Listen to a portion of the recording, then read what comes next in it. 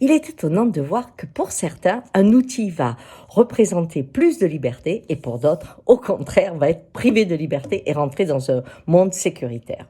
Comment est-ce possible que le même objet puisse avoir deux retentissements différents? C'est étonnant quand même, hein, mais je vous parle de la reconnaissance faciale. Eh bien, si vous regardez cet objet, pour un Chinois, c'est une libération.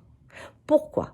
Parce que dans ce monde où ils étaient obligés de se surveiller les uns les autres, il y avait effectivement certains qui dénonçaient d'autres ou qui les pointaient du doigt par jalousie.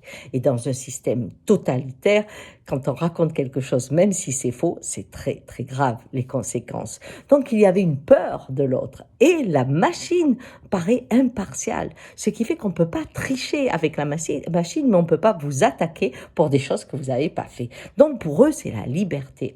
Mais pour nous, qui avons créé un système où il y a un espace intime, où il y a votre droit privé, où la société n'a pas à venir, eh bien cette reconnaissance faciale transgresse toutes nos lois de la République au nom de la sécurité. Là, on est en train au contraire de se sentir soumis à un œil invisible qui nous regarde partout. Vous voyez, c'est le même objet.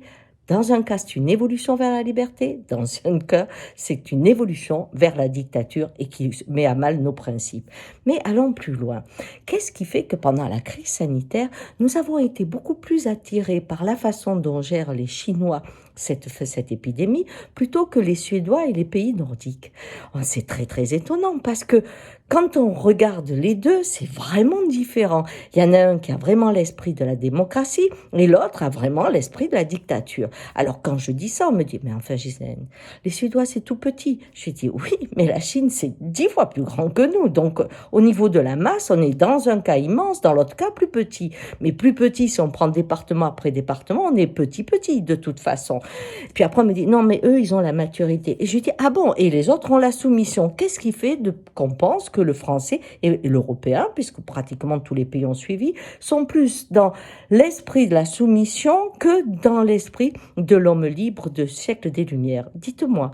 Parce qu'on retrouve cette même différence au niveau de nos prisons. On voit que les pays nordiques sont en train de fermer leurs prisons parce que leur politique pour gérer la délinquance est complètement différente. Mais aussi, on voit par rapport à l'école, la pédophilie, le schéma d'agression sexuelle sur les enfants a baissé parce qu'ils ont installé à l'école quelque chose que nous n'avons pas, comme la méditation et tout le reste. Bien, qu'est-ce qui fait qu'on va vers un schéma totalitaire plutôt qu'un schéma démocratique? C'est la question que je pose ce matin.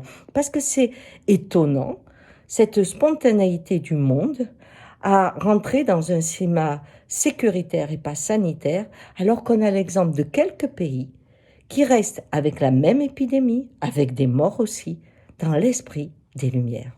Au revoir.